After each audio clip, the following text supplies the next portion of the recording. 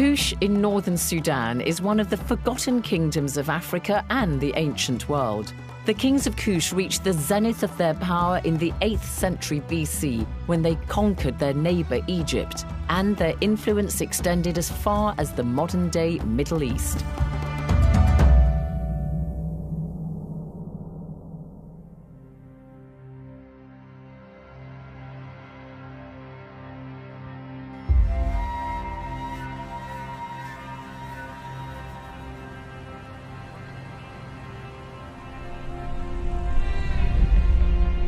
Sudan's capital, Khartoum, where the Blue and White Niles meet. The waters of the two rivers merge to form the mighty River Nile that flows through northern Sudan into Egypt and ends its journey there, where it joins the Mediterranean Sea.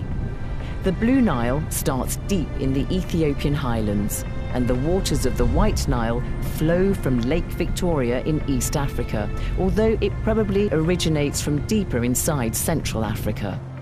The River Nile has for centuries played silent witness to the great civilizations that existed close to its banks.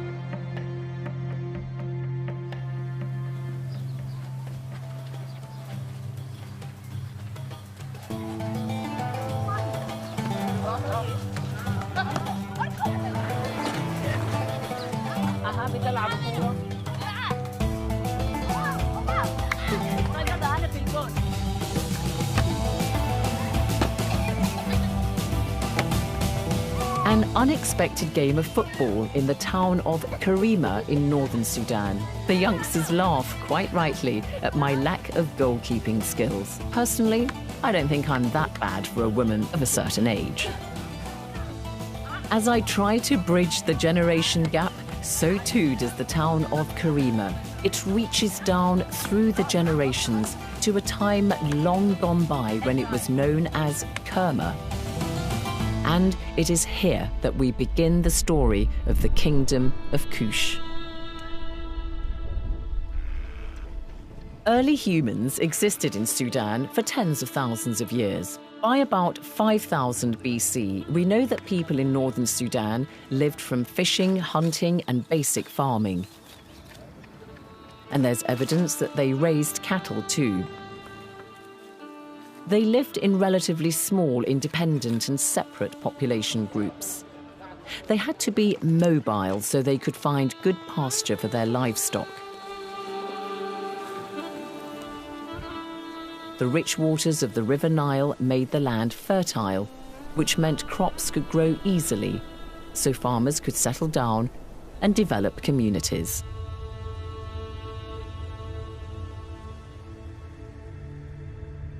The climate began to dry out gradually, starting from about 5000 BC across northern Africa, including what is today Sudan. This drove more people into the Nile Valley in search of hospitable land. It meant there were larger centers of population which became urbanized, and a hierarchy of chiefs or princes developed. By around 2500 BC, Kerma had become the center for the people who came to be known as the Kushites. Their buildings include large structures called dafufas, which stood up to 18 meters high. The ancient site of Kerma comprises two striking edifices, both built of sun-dried mud brick. They're known as the Western and Eastern dafufa. Behind me is the Western dafufa, which is believed to have been a temple. The Eastern dafufa is a funerary chapel surrounded by a cemetery of mound graves.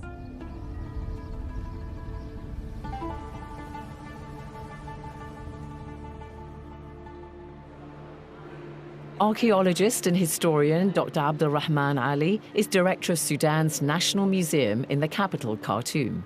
The two dafufas in Kerma, these are two monumental mud brick monuments. They belong to the kingdom of Kerma, which was known as the first independent national kingdom in the Sudan, developed in 2500 BC. And the kings of Kerma, they ruled Kerma for almost 1,000 years. And Kerma was known as the first and big urban center in the sub-Saharan Africa. And these two monuments, they were used as temples, used by the local community and the kings. And in this monument, we could find the first indication of the utilization of the brick in the Nile Valley, that is in Kerma. An important fact about Kerma is that Kerma, during that time, it acts as a national symbol and united all the tribes of the Sudan in one agglomeration. We learn something about the inhabitants of Kerma from their death rituals, their customs, and what kind of objects they made and used. The traditional Kerma grave, like this one, is marked by a dome-shaped tumulus of earth, outlined by a ring of black stones sprinkled over with white pebbles. The body was placed on the south side of the burial chamber. There was also pottery in the grave. Dr. Shadia Taha is a Sudanese archaeologist teaching at Cambridge University in England. Pottery is always abundant in all archaeological sites because it doesn't decay and it survives in all environments and climates. Pottery found in Sudan gave us information about the Neolithic groups who lived in Sudan at that time, Bronze Age groups, and Iron Age groups. We know a lot of deal about the clays they use, the techniques they use, the styles, the decoration. It tells us about the complexity of the ceramics.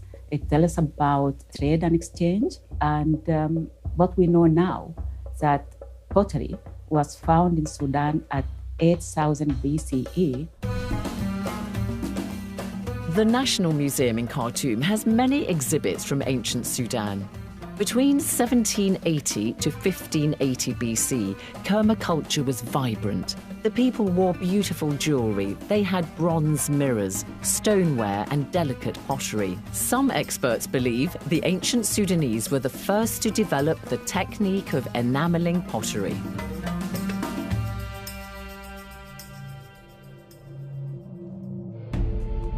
This period of ancient Sudan's history is linked to that of its neighbour to the north, Egypt. At about the same time in ancient Egypt, that is around 3000 BC, the first dynasties were establishing the rule of the pharaohs. What was the relationship like between these two close kingdoms? It was both hostile and complementary. And over the centuries, the balance of power would shift from one to the other. As Shadia Taha explains, in the writing of history, mostly by Western scholars, the importance of ancient Sudan in this relationship has been rather overlooked. Both countries influence each other, but the Eurocentric group, they always thought of Kerma as younger than Egypt and always copying Egypt. But they didn't give Kerma the credit it deserves because Kerma was a very advanced state and its civilization predated Babylon, Rome, and Greece. So the exchange of ideas went both ways. It wasn't just a receiver of ideas from Egypt. When relations were bad, the pharaohs of Egypt would launch raids into Kerma, and the people of Kerma also raided the Egyptians. However, when their relationship was good, trade flourished between the two kingdoms. Donkeys were used as pack animals. Unlike camels, they need a lot of water, so that supports the theory that at this time, the climate in northern Sudan was more green and humid than it is today.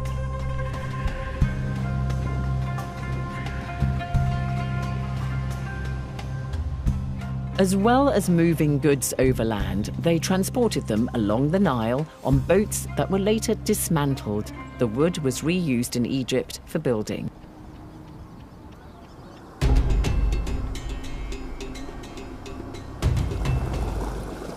But trade was hampered at certain times of the year when the Nile was impassable because of its cataracts.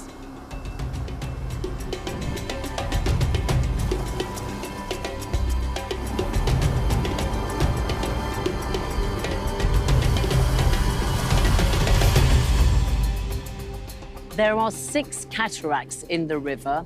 The first of them is here at this very spot in Aswan in southern Egypt. The other 5 are in modern-day Sudan.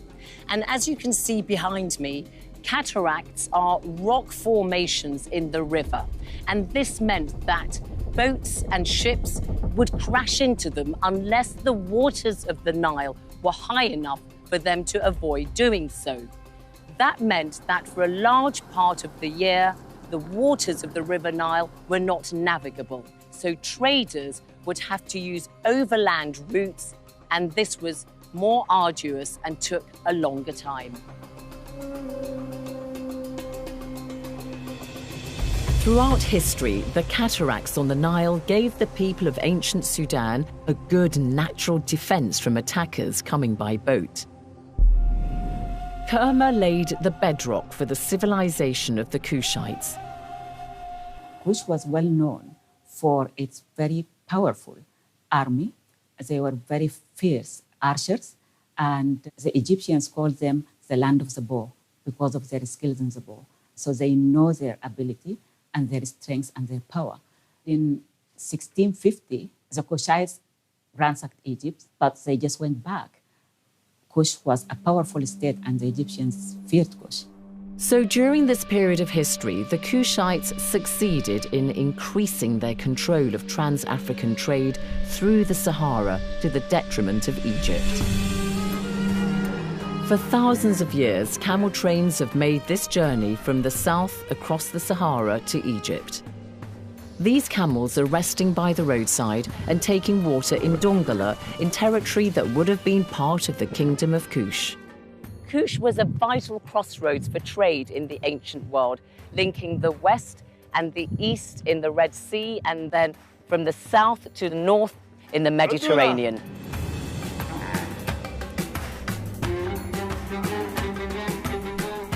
The overland route through the hot terrain was difficult in the past and still is today. This man tells me they've ridden from Darfur in western Sudan and are on their way to Cairo. That's a distance of nearly 2,000 kilometers. 40 يوم. 45 يوم وانت بادي من وين؟ على السلامة. I wish him well on his journey to Egypt and bid him goodbye. Trade across land and along the Nile was, of course, a critical source of wealth, and so the Egyptians wanted to regain control of this trade route to restore their fortunes. By 1550 BC, ancient Egypt was at the start of a new golden age, and powerful rulers like Queen Hatshepsut and Tutmosis III made it their mission to build up Egypt's trade again. Tutmosis III sent an army up the Nile and defeated the people at Kerma. Now Egypt could take full advantage and exploit the kingdom's resources.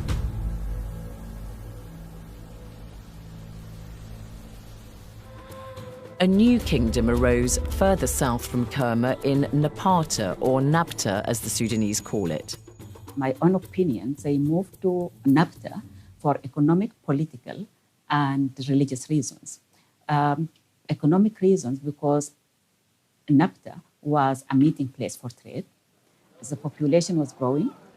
They were already urban. They needed more resources. More resources were available in the south to supply an increasing population. And religious reason, Jabal Barkal is a sacred mountain which Egyptians and Kushites believe that Amun resides in Jabal Barkal. The god Amun-Ra. The god Amun-Ra. So it is sacred for the Egyptians and the Kushites.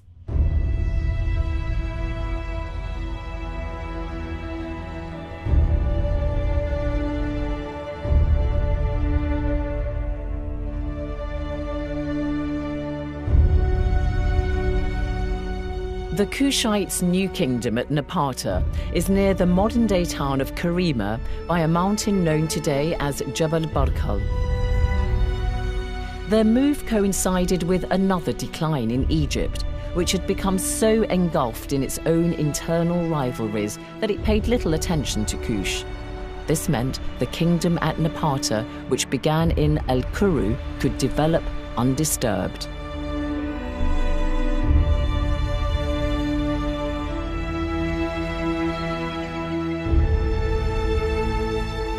As the civilization of Nabta evolved from Al-Kuru. It starts as a small chiefdom and developed to a kingship, and later on developed to an empire. By the 8th century BC, the kings of Kush were growing ever richer and more powerful. At the Kushite capital of Napata, the mountain dominated the landscape, much as it does today. In its shadow, life goes on in Al-Kuru. Time, I think, to abandon the open desert in search of human inhabitants.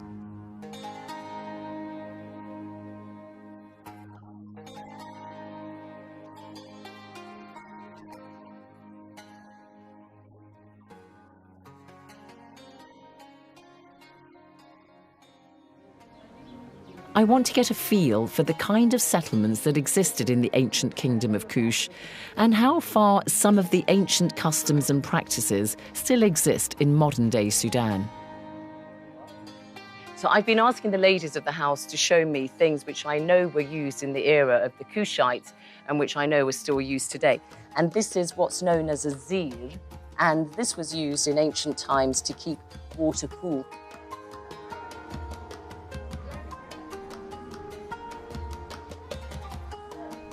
So I find it absolutely fascinating that I can find an old house like this that is just so evocative of that period of Sudanese history. You can see the traditions of the Kushite kingdom still living on in the people who inhabit this area. People here eat the same grains and use similar earthenware storage urns. And the style of beds is one that has been in continuous use since ancient times. I remember beds like this from decades ago in the Sudan, but of course people have since moved on and tend to use mattresses, which is why I suppose why this has just been used as a repository for dates.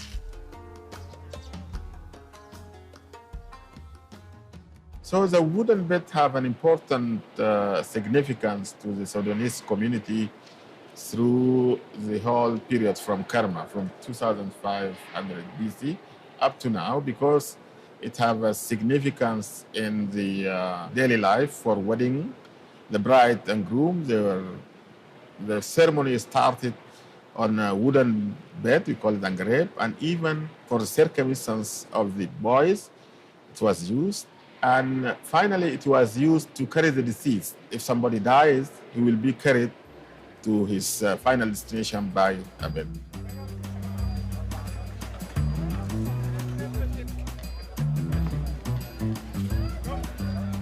I've come across a wedding party in a settlement at the foot of Jabal Barkal.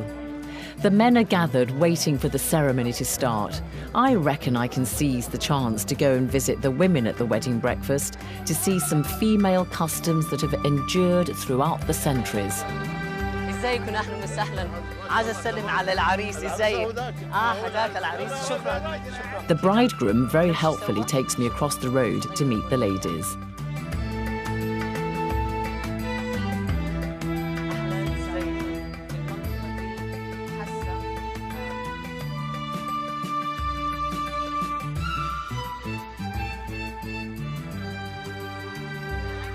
I'm just looking at this lady's hands with the henna and the beautiful gold.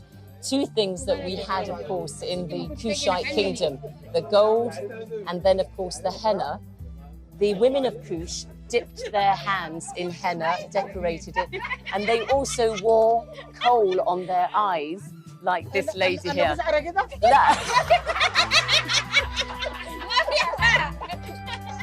And this is the holder that the coal is kept in today. And the bridegroom's aunt, Samira, is going to show us how they would use it. Amazing, she did it without any mirror. Kushite women, like one famous princess who lived in the 8th century called Amanirdis, wore elaborate jewellery. She probably had fine gold rings, bracelets and colourful beaded necklaces like these in the National Museum, some made of ostrich eggshells.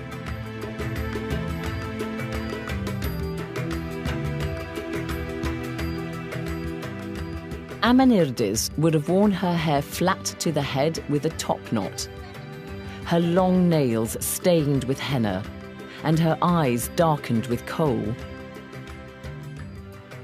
So you can see the continuity of tradition is very much alive amongst the women at the wedding preparations.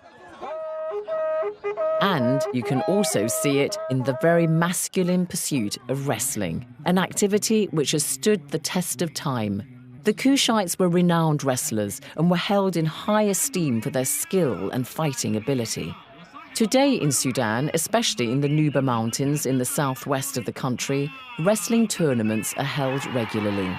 In days gone by, the Kushites would have engaged in such wrestling matches for sport. These local young men are clearly letting off a bit of steam as well as entertaining spectators. By the early 8th century BC, ancient Egypt's fighting capability was much diminished. The country had grown weak and it could no longer ward off invaders. Egypt came under the rule of princes from Libya who had their own traditions and religion and had no regard whatsoever for those of the Egyptians. This was a source of great dismay for the Kushites. Through centuries of interaction, the Kushites had a religion and culture similar to the ancient Egyptians. They spoke their own Cushitic language, though they used Egyptian hieroglyphics for writing. By 750 BC, the Kushites had had enough of the decadence of the Libyan princes and their allies in Egypt. At that time, Kush was ruled by a king called Kashta, and he believed it was his duty to save the Egyptians from further ruin. So he decided to invade Egypt. We don't have any depiction of Kashta, but presumably he was not unlike the kings who succeeded him. Kashta's ambitions in Egypt were limited. He simply wanted to protect the religious center of Thebes, modern-day Luxor, in southern or upper Egypt. King Kashta was a force to be reckoned with. He owned the gold mines in Kush and controlled the River Nile and land routes for luxury goods like ebony and ivory from further south in Africa. At his base in Napata, between the 3rd and 4th cataracts of the River Nile, around 450 kilometers north of the modern-day capital Khartoum, Kashta ruled over a flourishing community of Kushites. King Kashta's main place of worship was at the nearby temple of Jabal Barkal. From a distance, it's imposing, and as you get nearer, you can begin to make out the well-preserved remains of the temple. Kashta's army was renowned for the skill of its horsemanship and its archers, who would dip their arrowheads into poison to make them more deadly. Their speciality was to shoot their opponents in the eye. Kashta's army first took Thebes, the religious capital of Egypt. For the most part, the Kushites were welcomed by the locals there, grateful that their co-religionists were seeing off the heathen Libyans. With Thebes secured, Kashta could rest easy. 3 years after he'd begun the campaign into Egypt, King Kashta died. He was buried in Al-Kuru in his homeland of Kush. Kashta's body was mummified in the Egyptian fashion and placed in a highly decorated wooden coffin covered in gold foil with inlays of coloured glass and lapis lazuli. His body was placed facing east in the direction of which the sun rose, and the coffin was placed in a grave like this, above which a huge pyramid would have stood. As befits a dead king, Kashta would need a large number of grave goods for the afterlife. Pottery, personal ornaments and jewellery were buried with him beneath his pyramid.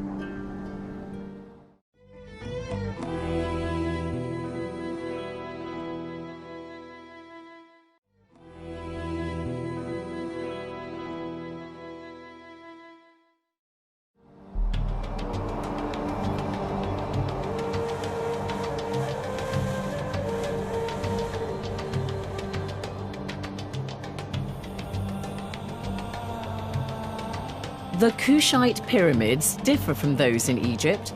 They're smaller, steeper, and made of red sandstone. There are 1,000 pyramids that have been discovered so far in Sudan, though only about 300 of them are still standing as pyramid structures. In Egypt, there are about 100 pyramids. Our pyramids, the Sudanese pyramids, have different aspects because their angle of building is very steep compared to that of Egypt. We know that the kings and queens of Kush were buried with all manner of personal belongings and furniture, and also shabtis, which are these figures of people who would serve them in the afterlife. Were they actually ever buried with real live human beings? This is the idea of accompanying the deceased, because in one grave, in 1916, in one of the kings of Karma grave, some of the deceased were covering their faces with their hands. So it means that these people were maybe put into the grave, intoxicated or drugged, and put to accompany the king. In the later period, there is no indication of intentional accompanying of the king, but they put the shabtis to serve the king in the afterlife.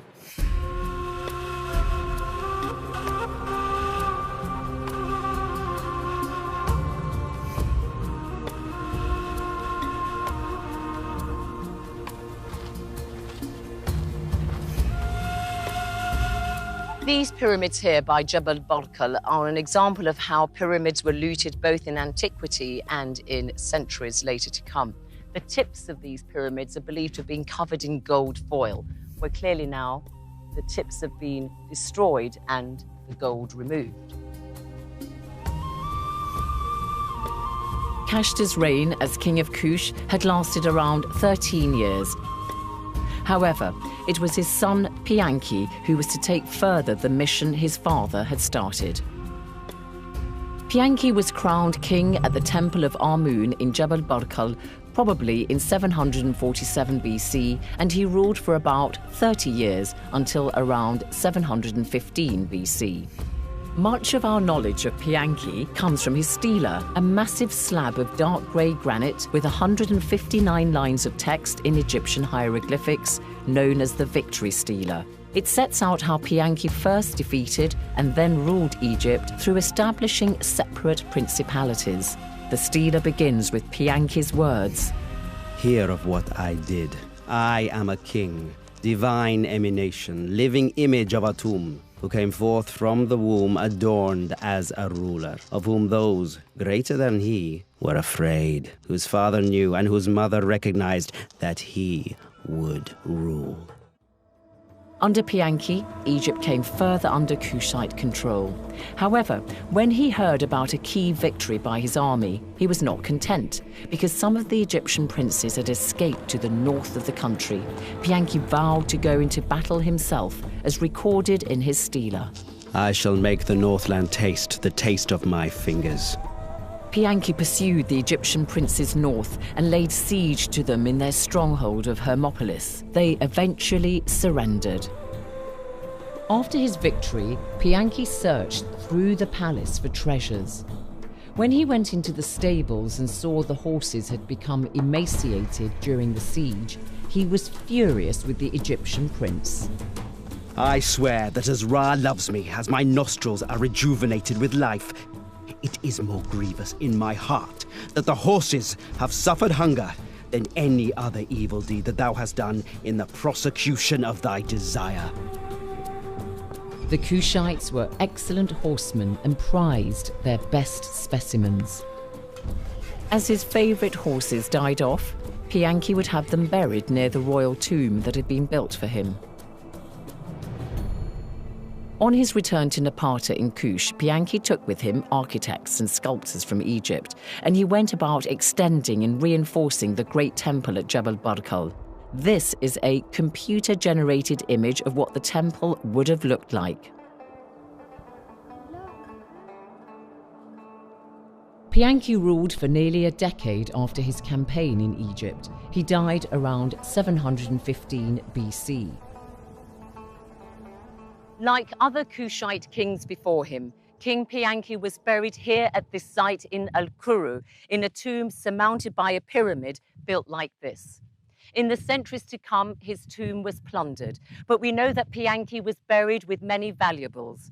Fragments of furniture were found, a fine bronze stand, amulets bearing his name, and most importantly, 4 of his favorite horses were buried with him, entombed standing, their collars decorated with silver, plumes, and beads, to serve their master forever in the afterlife. After Pianki died, the throne passed to his younger brother Shabaka, who succeeded in conquering all of Egypt. He moved his capital to Thebes. By now, the powerful Kushites had attracted the attention of the warlike Assyrians who were threatening King Hezekiah of Judah. He appealed to Shabaka for help, and he succeeded in warding them off. Kush was established as an African superpower. When Shabaka died in 702 BC, he was succeeded by his son Shabitku, who again managed to see off the Assyrians. When Shabitku died in 690 BC, the kingdom passed peacefully to his brother Taharka. Well, inside the temples here at Jebel Barkal, you have these very rich decorations on the wall. And here on this wall, you have one of the greatest kings of Kush, Taharko, making an offering of necklaces, probably gold, to the god Amun-Ra, who is here. After Thebes was defeated by the kings of Kush, they assumed the style and the trappings of a pharaoh, and they became lord of the 2 lands. Now, to represent that, if you look at the top of Taharko's head, he's got what are known as the twin uraei, and uraei are the 2 serpent shapes that you can see representing Egypt and the land of Kush.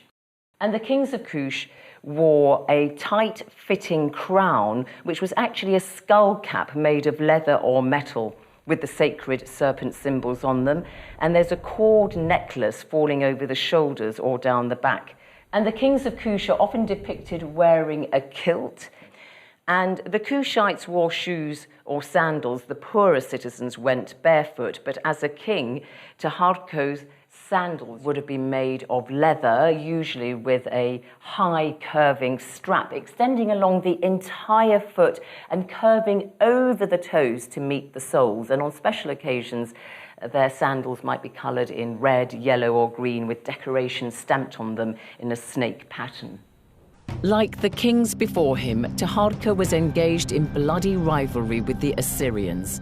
This time, that's around 670 BC, King Esarhaddon ruled Assyria. In their first military encounter, Taharka defeated the Assyrians, but in a second battle in Egypt itself, the key city of Memphis fell to the Assyrians.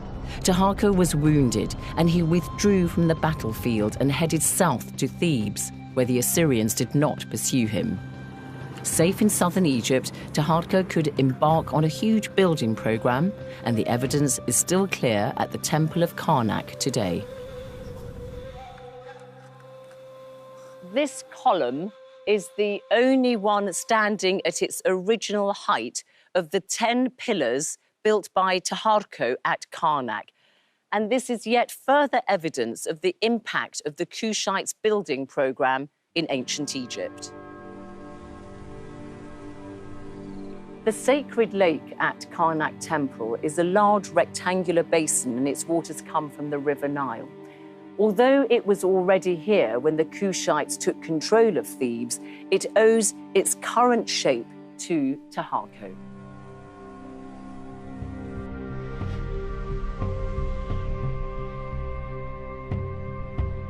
After an eventful life, Taharko died probably in Egypt. But he wasn't buried in the royal cemetery at Al-Kuru, but here in nearby Nuri, he chose the highest spot in the area for his pyramid, which is the biggest of those still standing. Some archaeologists believe that it was originally enclosed in a much bigger monument.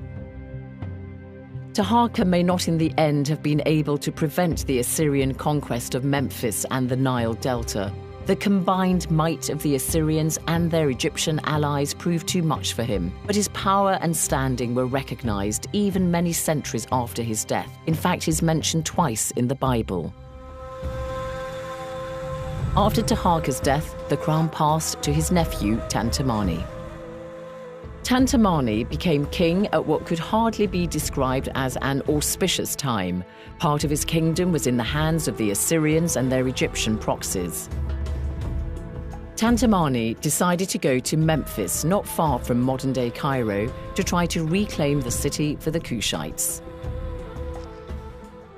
Tantamani captured Memphis back from the Assyrians and restored his dynasty's glory, but his pride was short-lived. The Assyrians took the religious city of Thebes. They looted and utterly destroyed it. But deterred by the harsh climate, the Assyrians did not venture further south beyond Thebes and retreated. The loss of Thebes severely undermined Tantamani's prestige. He returned to Kush humbled, but he remained king there until his death. His defeat by the Assyrians marked the end of Egypt's rule by the Kushite kings. They had formed the 25th dynasty of the pharaohs of Egypt, a period that had lasted nearly 100 years. The balance of power now shifted back to Egypt. The defeat of the Kushites in Egypt meant the sun had set on the golden era of the kings of Kush. They never returned to Egypt, but they did continue to govern in Kush, here in northern Sudan, for another 1,000 years.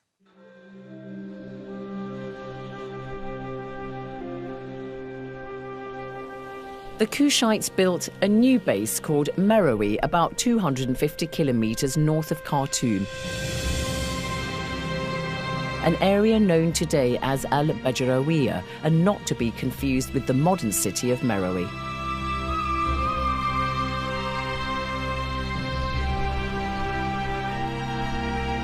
This is the royal cemetery of Meroe, but it wasn't until the 3rd century BC that the kings and queens of Kush were buried here.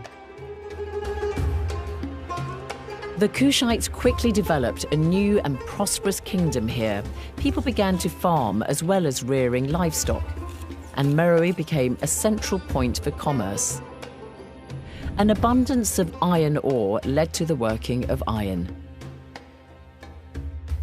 Because metal at that time was very precious, they traded it. Their trade included Egypt, through Egypt to the Mediterranean. It went to India and China and to the rest of Africa. And that is why they became wealthy. Caravans and the trade in iron, beads, and glass and linen. Because they had the iron ore, they had the river Nile, they had water, and they had organizations. Ironwork in Meroe is equivalent to Industrial Revolution in the West. The royal family lived here at the royal city. The buildings included a palace, a library, and baths. The royal city is the best preserved part of the ancient city of Meroe.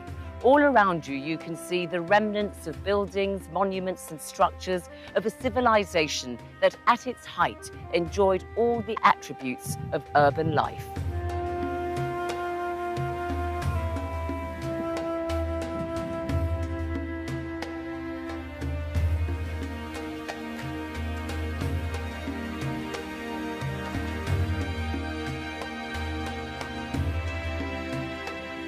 This would have been one of the finest tombs and pyramids at the Royal Cemetery in Meroe.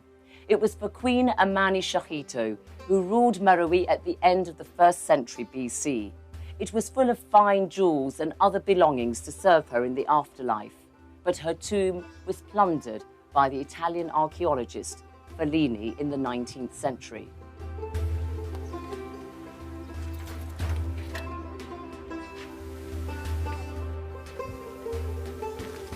And after her bath, Queen Amani Shahito and other members of the royal family would just walk a few steps, come here, sit on one of these chairs, and enjoy a good massage. Where's my masseur? The queens of Kush at Meroe had a powerful role. Unlike the ancient Egyptians, women could succeed as monarchs in their own right, or they could rule jointly with their husbands or sons. And the king's relationship with his mother was of extreme significance. What do we know about Queen Amani Shahito? Queen Amani Shahito, we know about her jewelry. She was covered in jewelry, and she used to love, well, all Kushites women loved gold and jewelry. She was a large lady, I have this mug, which depicted her in most of the temples and the cemetery as a very large woman. This is for two reasons. Large ladies, it is a symbol of prosperity and a symbol of affluence. That means she was well-fed and she wasn't starved. The other thing I believe that, because if you could see here in this mug, she is fighting an enemy who is shown as smaller than her, and she was really towering over him. So that could be another reason, maybe exaggerating the size in these carvings a little bit, but they were still plump. Because So they were powerful ladies, yeah. Queen Amani Renas actually fought the Romans. Pretty powerful warrior queens, weren't they? Yes, they led armies, and they used to go and really do lots of raids in southern Egypt. So the fights between the Romans and the Kushites continued. Queen Amaniras, in one of the battles, she was blinded in one eye, so she became the queen with one eye. And in the year 22 BCE, the Romans make a treaty which benefits the Meroites, just to stop the fights between the two of them. At Meroe, the Kushites embarked on a big building program. You can see here at the ancient site of Musawarat clear evidence of temples and we think also palaces and other monuments. The Kushites interacted with other civilizations, ancient Romans, the Greeks also. And you can actually see this quite clearly in the influence, for instance, of ancient Greek architecture in this column here behind me.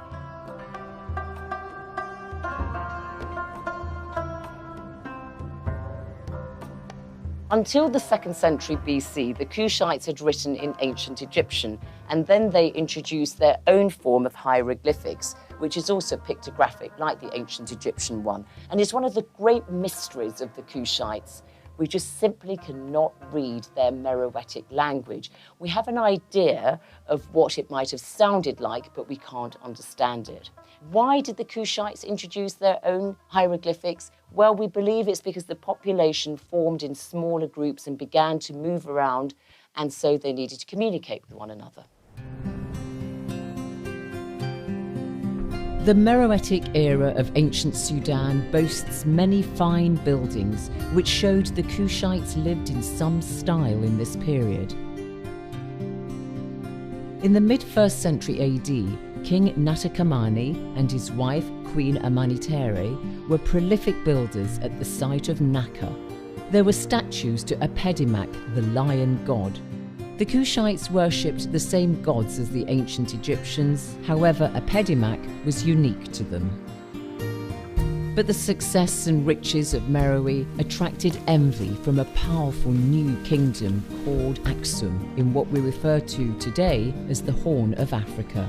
The Aksumites put Kush under pressure, contributing to its decline in the 4th century AD.